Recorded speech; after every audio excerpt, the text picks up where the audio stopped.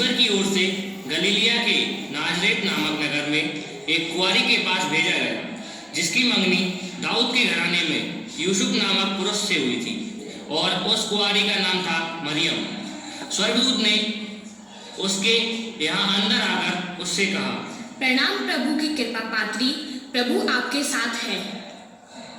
वह इन शब्दों से घबरा गई और मन में सोचती रही कि इस प्रणाम का अभिप्राय क्या है। तब स्वर्गदूत ने उससे कहा, मरियम, डरिए नहीं, आपको ईश्वर की कृपा प्राप्त है। देखिए, आप गर्भवती होंगी, पुत्र प्रसव करेंगी और उनका नाम ईसा रखेगी। वे महान होंगे और सर्वोच्च प्रभु के पुत्र कहलाएंगे। प्रभु ईश्वर उन्हें उनके पिता दाऊद का सिंहासन प्रदान करेगा। वे याकूब के घराने पर सदा सर्वदा राज करेंगे और उनके राज्य का अंत नहीं होगा। पर मरियम ने स्वर्गदूत से कहा, यह कैसे हो सकता है? मैं तो कुंवारी हूँ और किसी पुरुष को जानती तक नहीं। स्वर्गदूत ने उत्तर दिया, पवित्र आत्मा आप पर उतरेगा और सर्वोच्च प्रभु की शक्ति की छाया आप पर पड़ेगी। इसलिए जो आपसे उत्पन्न होंगे वे पवित्र होंगे और ईश्वर के पुत्र कहलाएंगे। इतना कहकर स्वर्गदूत वहां से चला गया। ईसा मसीह का जन्म इस प्रकार हुआ। उनकी माता मरियम की मंगनी यूसुफ से हुई थी, परंतु ऐसा हुआ कि उनके एक साथ रहने से पहले ही मरियम पवित्र आत्मा से गर्भवती हो गई। उसका पति यूसुफ चुपके से उसका परित्याग करने की सोच रहा था, क्योंकि वह धर्मी था और मरियम को बदनाम नहीं करना चाहता था। वह इस पर विचार कर ही रहा था कि उसे स्वप्न में प्रभु का दूत यह कहते दिखाई, यूसुफ, दाऊद की संतान, अपनी पत्नी मरियम को अपने यहाँ लाने में नहीं डरे, क्योंकि उनके जो गर्भ हैं वह पवित्र आत्मा से है। वे पुत्र प्रसव करेगी और आप उसका नाम ईसा रखेंगे, क्योंकि वे अपने लोगों को उनके पापों से मुक्त करेगा। यह सब इसलिए हुआ कि नबी के मुख से प्रभु ने जो कहा था वह पूरा हो जाए। देखो, एक कुंवारी गर्भवती होगी और पुत्र प्रसव करेगी और उसका नाम एमानुएल रखा जाएगा, जिसका अर्थ है ईश्वर हमारे साथ है। याकूब नींद से उठकर प्रभु के दूत की आज्ञानुसार अपनी पत्नी को अपने यहाँ ले आया। यूसुफ का उससे तब तक संसर्ग नहीं हुआ जब तक उसने पुत्र प्रसव नहीं किया, और यूसुफ ने उसका नाम ईसा रखा। जब मरियम का बच्चे को जन्म देने का समय निकट था, तब यूसुफ और मरियम दोनों को किसी जरूरी काम के चलते बेतलहम नगर की ओर जाना पड़ा, और बेतलहम पहुंचते ही मरियम का जन्म देने का समय आ गया, पर उनके पास बच्चे को जन्म देने के लिए कोई जगह नहीं थी। यूसुफ ने मदद के लिए किसी का दरवाजा खटखटाया।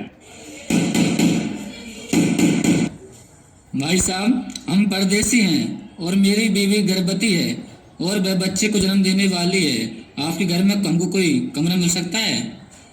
नहीं नहीं, जानना पहचान, मैं तुम्हारा मेहमान, निकलो यहाँ से। यूसुफ और मरियम आगे निकलकर अगले दरवाजे पर खटखटाते हैं। भाई साहब, हम परदेसी हैं और मेरी बीवी गर्भवती है और वह बच्चे को जन्म देने वाली है। क्या आपके घर में कोई कमरा मिल सकता है? देखिए, मेरे घर में तो कोई खाली कमरा है नहीं, लेकिन हाँ, मेरे घर के पीछे वाले आंगन में एक चरनी है, वहाँ मेरे जानवर रहते हैं। अगर आप चाहें तो वह जगह ले सकते हैं। धन्यवाद भाई साहब, हमें मंजूर है।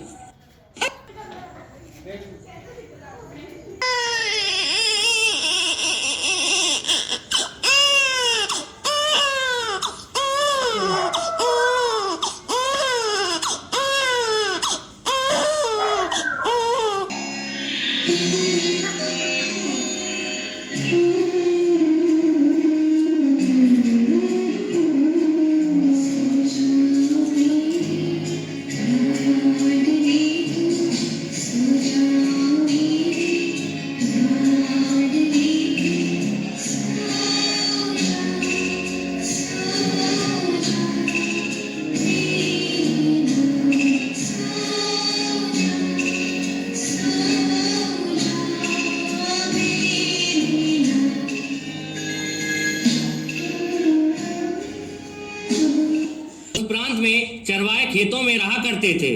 वे रात को अपने झुंड पर पहरा देते थे। प्रभु का दूत उनके पास आकर खड़ा हो गया। ईश्वर की महिमा उनके चारों ओर चमक उठी और वे बहुत अधिक डर गए।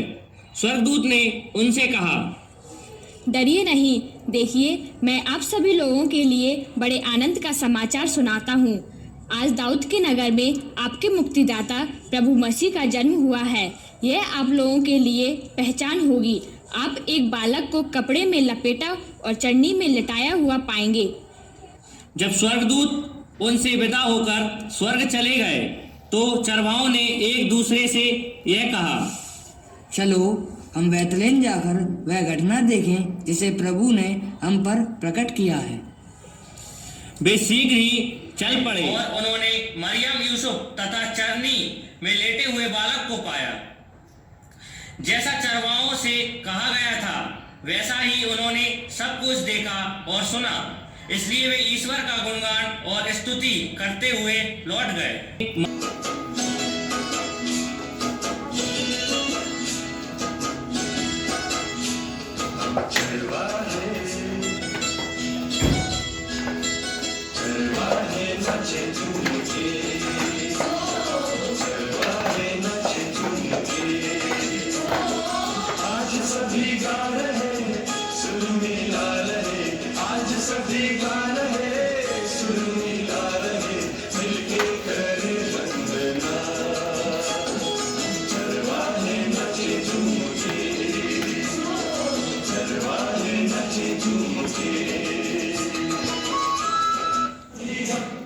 तब दुनिया के अलग अलग कोनों से 3 बड़े राजा भी एक तारे के पीछे पीछे चलते दुनिया के मुक्तिदाता यीशु मसीह के दर्शन करने के लिए बैतलहम पहुंचे।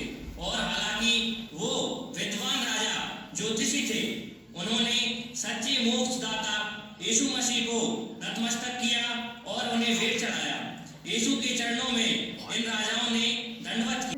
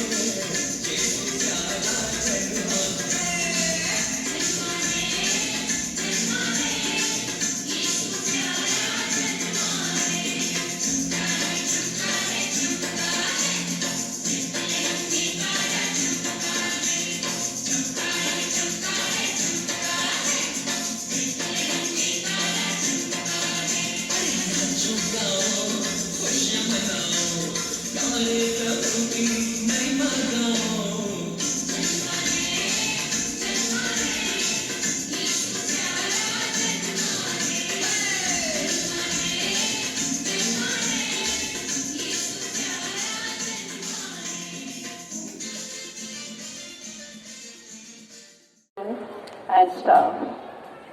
I am very happy to wish you a very happy Christmas. I hope you have enjoyed the little tableau which our little children performed. It was very good. I congratulate each and everyone who have performed it and the teachers who have taught this and helped them to do it well. There are two feasts in the world we celebrate. One is Christmas. In all over the world, people celebrate, especially the Christians. Other one is Deepavali. We celebrate in India and some of the parts of the world also, because Indians have spread many places, so they celebrate Deepavali in their own country wherever they are. So we enjoy this feast very well because both the feasts shows the love and concern for others. We exchange the sweets, we exchange the gifts and wish each and every one whom we meet. So dear children, let us learn to be more generous and love one another, help the people who are in need, especially the children of the poor families. They too like to enjoy, but their parents are very poor, so they find difficult to enjoy as we enjoy. Let us share the food and the clothes and the presents with them. Remember, whatever we do as charity on earth will reward us in heaven. So don't forget, when we die, we don't take any of the gold, silver, money, or the dress what we have, but we take only the charity and the good virtues that we have performed. So let us try to be very good and love one another. God asks us to do good to everyone. He has given much to someone, less to serve. But those who have got much must serve the things with those who have less.